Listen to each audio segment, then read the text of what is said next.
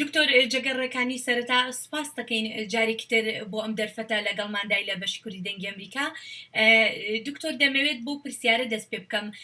سەرەتای دەستپێکردنی با بڵین بە زۆری بڵاوبوونەوەی ڤایرۆسی کۆرۆنا لە وڵاتە یەکگرتوەکانی ئەمریکا ئێمە لەگەڵ جەناب تا قسەمان کرد. جەناب لەو کاتە ئاماژەت بۆ کرد کە هێشتا ئێمە ماومانە بگەین بە پیک یاخود بگەین بە لووتکە بۆ بڵاوبوونەوەی نەخۆشەکە بەر لەوەی کە نەخۆشەکە یەواش یەواش بەرەو نەمان یاخود بەرەو کەمبوون بڕوا. دەمەوێت بزانم ئێستا وڵاتە یەکگرتوەکانی ئەمریکا لە چ ڕەوشێکدایە لە کاتێکدا کە دەزانین ژمارەی توشبووان لە ئەمریکا 1 ملیۆن کەسی تێپەڕاند. زۆر سپاس هێرۆخان سلااو بوو سلااو بوو تەماشاوانên هێژا. براسtal dîf amarên nûyên Wilayetên Yekgirtiyên Amerîka êsta em gopîtkêne em ê pîka webayê meşkî diyar vî çartî de an vî kervî de ki tu berê xwe bidê taybetî ev xeta sûr tu berê xwe bidê. Amerîka geheştiye gopîtkê yan ku geheştiye pîkê li 19 heyva çar 2020 yani berî teqrîben 10 rojan. Ev rastî hindê gehênîtin ku çend jimara textên xestî hatîne karînan ku jimara wan textên hatîne karînan çend bûne. Her wesan çend xizmetên tenduristiyê hatîne terxankirin û hatîne mezaxtin ji bo çareseriya nixuşên vayrosê korona. Lê zora giringê em bizanîn dîf vî çartî dibîtin heta dîmahîka heyva 5 yani destpêka heyva 6 jimara haletan zor kêm bibîtin û di piştî çîne qonaxeka dî da ew jî bêne qonaxa containment an ku di çawaşên hindek kiryarên dî rabîn ji bo hindê ku em pêleka dî an ku şilqeka dî an şapoleka dî ya vayrosê koronayê وناكن ئێستا زۆر باز لەو شەپۆلەی تر ئەکرێت کە بۆی هەیە ئەو شەپۆلەی تر لە مانگی 9 بۆ 11 جارێکی تر سەر هەڵبداتەوە. باشە دکتۆر تۆ پێ وایە ئەگەر ئەو شەپۆلەی کۆرۆنا جارێکی تر دەست پێ بکاتەوە با بڵێن لە کۆتایی ئەمساڵ بە هەمان شێوەی ئەم جارە هەر ئاوا بەهێزە بێت یان کەمتر ئەبێت؟ بله اگر هم خلال وی فتره ما گوتی یعنی پشتی هیوا 6 حتی دیمهایی که هیوا 8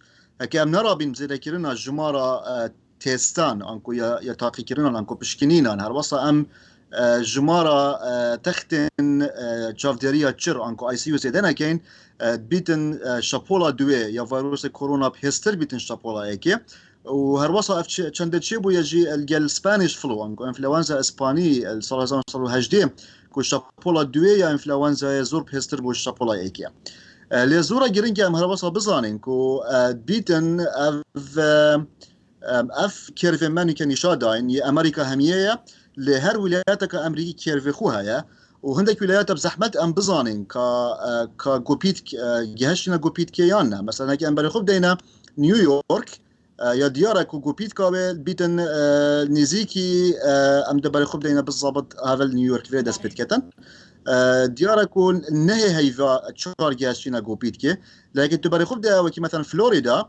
زورا بزحمتها هديسا خطا صور كو ام جوبيت كي بدينا بيش شمكي او رابونا بجنيه سوشيال ديستانسينج ميجرز انكو برين ماين ديركتنا خلكي ورباص صجرتنا جهن جشتي رابونا لورا كيرفي وان فلاترا انكو راس ترا وبزحمترا ام بزانين كا جوبيت كابل كيريا هر وصل خالق دي زورا جيرنك او ام بزانين كو اف كيرفا ديارت كان كا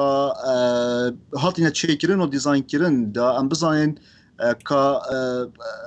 خدمتگزاريين من تندرستي دشين استيعابا جمارة نساخة كنيانا لبيتن تكراي جمارة نساخة ما هي وباية نهت جوهرين يعني هيك مثلا ما 2 مليون حالات بمتشبه من امريكا بيتن ام جاينا تارجت 2 مليون لهزر سوشيال ديستانسينج وجرتنا جهيجشي او شين او 2 مليون بما بنش مانغا دا بين بما صالا كده باش دكتور يك برسياد سبارت با ريجي او كساني كي جانيان لدسدن بهوي فيروسي كورونا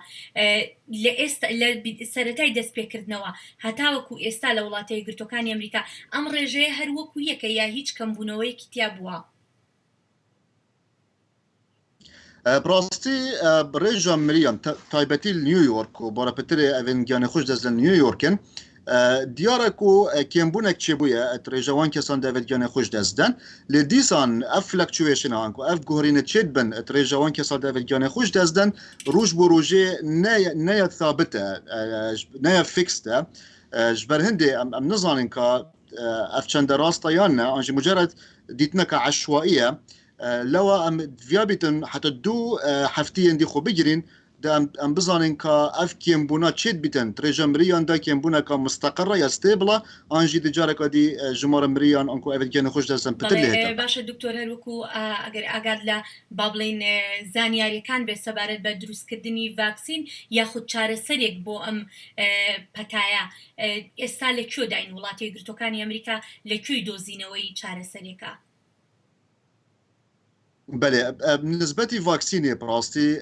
نوکه نزیکی 19 واکسینان تینا تسکرن برای پتریل امریکانه و هر واسان چینی جی هنه و اروپا جی هنه لی هر الدیف داتا امریکی بیتن شکرنا واکسینی آنجی خلاص بونا تاقی کرن سر واکسینی 12 حتی 18 مانگان وکیشیتن یعنی بیتن الهی واسه سال بهتن 2021 بردست ببیتن لی زانکویا اوکسفورد بریتانی دیار کریه کد بیتن او بشن هی مانگی نهده انکو مانگی دهده يعني نهي حتى ده فاكسينا كي بردست بكنو بتا دابش كرن سر خلقي الجهان يعني فاكسين نسبة الجراسرية كان بله سبرات جراسرية براستي تانو كما جراسرية تايبت نينا بو فيروس كورونا ل درمانه که بجنه رمدسفیر بیتن داتا درمانی این دسپیکی بین بلافکرین امریکا في هفتیه دا دیمایکا في هفتیه آنجت هفتیه بهد بین بلافکرین و دی بوم دیار بیتن که چندی کارگرش بو جراسری حالت گرانت ویروس کرونا خالقا دی درمان ملاریه اوی ما گوتی بدایت احتمالا نه هندی باش بیتن بو نه هندی کارگر بیتن بو جراسری ویروس کرونا دوپاد بیه چندین دراسات نیدا کو فعلا نه هندی کارگرش بو جراسری ویروسی دیسان نسبتی تاقی کرنا سر و گوهستنا پلازمایه اف تاقی کرنا جی هر بردوام نود بیتن اتماوی 3 هفتین دیدا ريزلتد بدسبيكي انكو انجام دسبيكي بين بلافكرين و ام بزانين که چند یک کارگرش بو جراسرية حالات كورونا دکتۆر جگەڕەکانی پسپۆڕی نەخۆشیە درمەکان لە نەخۆشخانەی جۆن هاپکینز سپاس دەکەین بۆ ئەم دەرفەتە زۆر سپاس ساغ بن